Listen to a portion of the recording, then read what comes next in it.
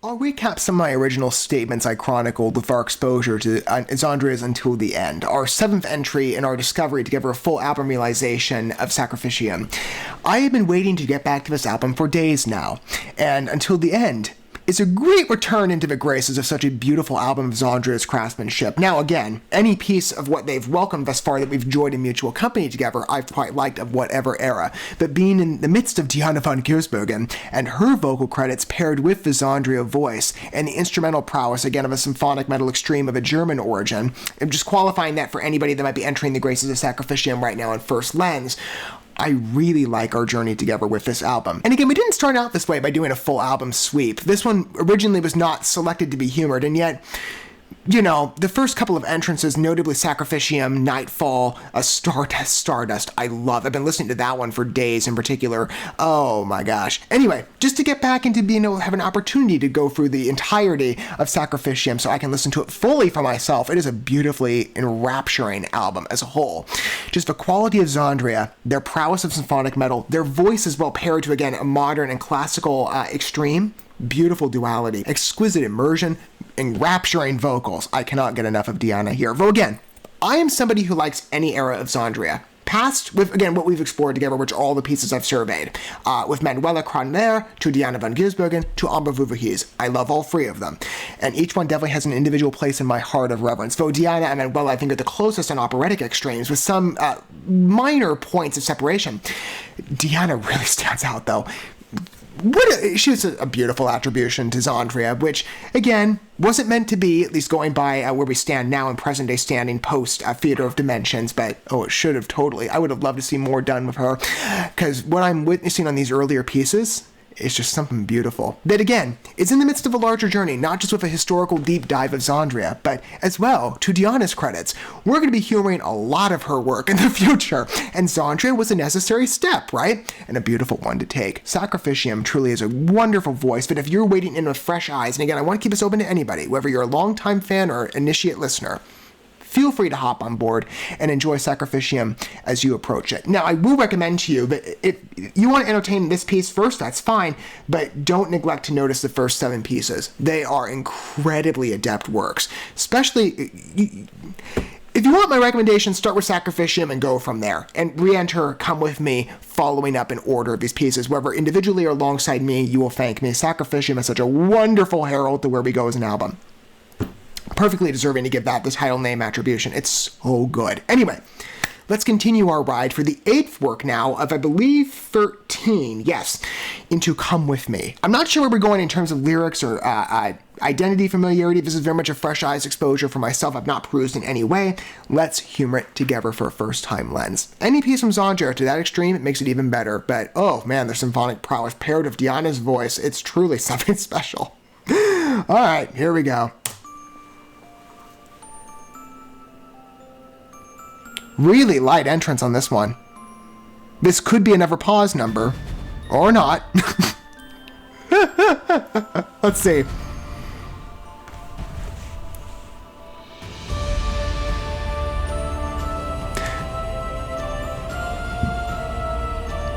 Slightly more repressed. I'm getting like real Visions of Atlantis vibes too. I think notably, I'm pretty sure it's a flute I'm identifying.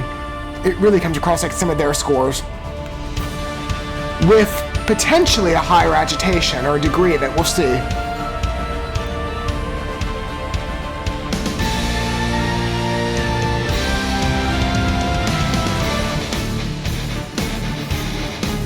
Oh, what a great establishment mood. Dark drift. All driven by symphonic cue. So nice.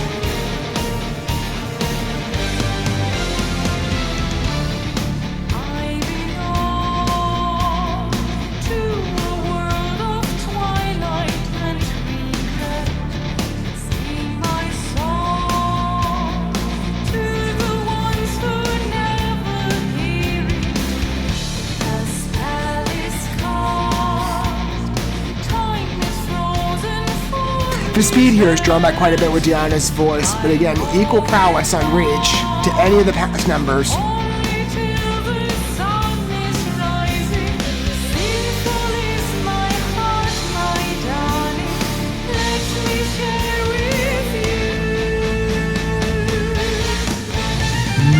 Oh wow, what a wonderful lead-in.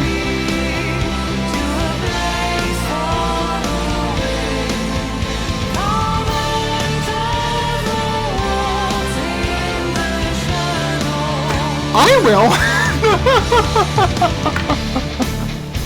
If these are the vocals leading me in, yeah. Siren-like effect, right?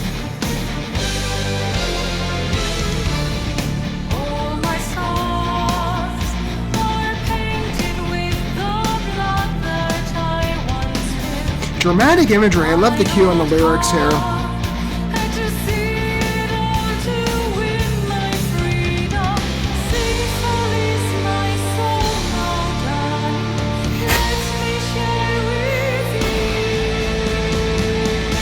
Wow. I love the exaggerated length on that. That's a beautiful choice.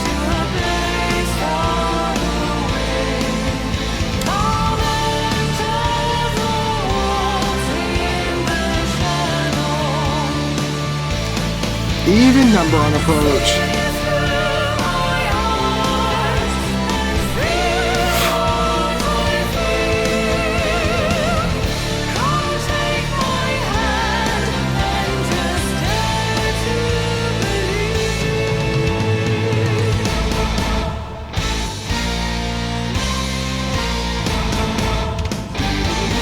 Good cue on break with the choir.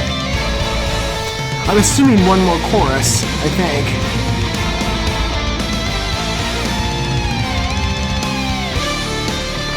The guitar work on this one's quite interesting. Notice again the variation on that riff design. It was quite, well, a mixture between subtle, very delicate, but extremely emphasized. Just in that tight window, you really fall in love with it.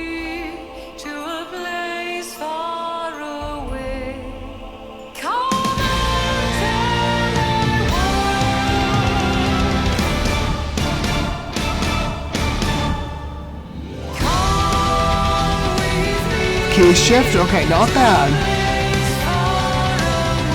And it's a drop down, not an ascendancy. I don't think.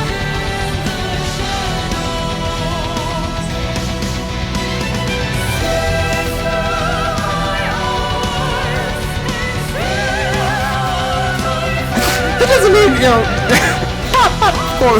of course, Deanna will keep going up and up and up. Wow.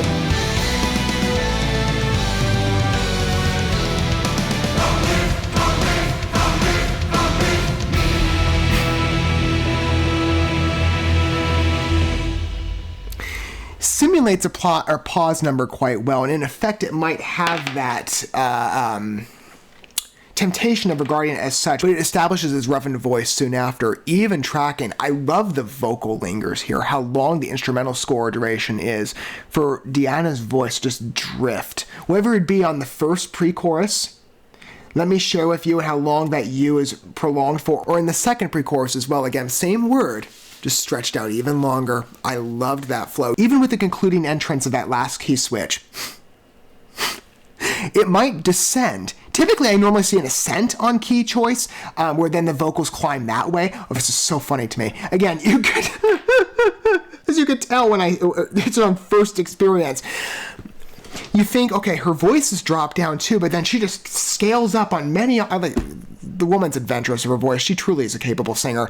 But even if you're not necessarily in favor of opera, you have to respect that type of talent. It's incredible. For her to decide to instead elevate her voice as the number drops, I found that to be such an interesting contrast by comparison to many other numbers I've heard also employ key switches in an opposite manner, where a rise on vocals and a rise on key match. This is opposite, and I welcome originality readily, or fresh development. That is not something I've seen in excess before, and I really admire if a change would come with me. On voice, that was great.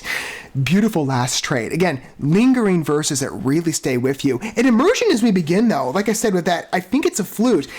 It almost comes across to me like a real synonymy towards Visions of Atlantis score. And even in the melodic registers, Deanna and Clementine kind of float together. It's really interesting until then Clementine as well has a bit of an operatic tint. If you've heard Visions of Atlantis, you know, and I highly recommend them as well. But it's not as stressed as Diana's is. Diana's voice is incredibly pronounced with those higher octaves. It really impresses me.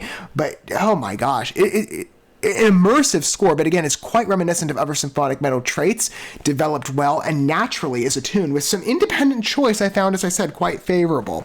Certainly to elevate Diana's pitch. Wow. As always, I continue to be impressed, and I know going in, it's like, well, expect it with these numbers, but man, every time it just gets you. She truly is a capable singer. And again, another example of why I fell in love with symphonic metal, in particular of an operatic vocal extreme. And that's not a journey that I ever see lightening up soon. At all. Certainly not for our time together. We have so many more Diana von Giersbergen pieces to entertain. Not just with XANDRIA, there's a whole lot more incoming. But I quite like this ride I'm taking with you. Every step of the way we give Sacrificium. I love it as an album. I hope you do too. Feel free to chime in down below on your own independent thoughts and your point of approach if you wish to. Longtime fan or initiate in developing XANDRIA listener, what do you think? The deep dive in their history was warranted to give Sacrificium and other albums, obviously on presumption, but certainly I would imagine in anticipation, to give them their worth. I love the voice of these earlier records. I really do. Come with me, another fabulous entrance in our journey together with Sacrificium, developing into, oh, I've seen this title before, Little Red Relish. I've spoken before lightly about that. I'll save that description there. We'll come back to that upon next experience. Anywho, come with me. A beautiful encounter, developing into more beautiful adventures with XANDRIA to come, I am absolutely sure. And with Diana specifically, I cannot wait to hear more of her vocal capability with you. I really admire the voice of Sacrificium. It truly is an adventurous album, but fitting for XANDRIA's strengths. I truly do enjoy that aspect so readily, and the past eras of XANDRIA are just so beautiful to introduce myself to. Thank you so much for watching this video. Before you bounce, feel free to drop a like and comment, subscribe to this channel with a ding on the bell, and share this video with your friends. And consider checking out the description here. There you'll find links to my other channels, as well as addresses to my other social media accounts and ways you can help support my work if you feel so inclined. May God bless you, and looking forward to when our paths cross again.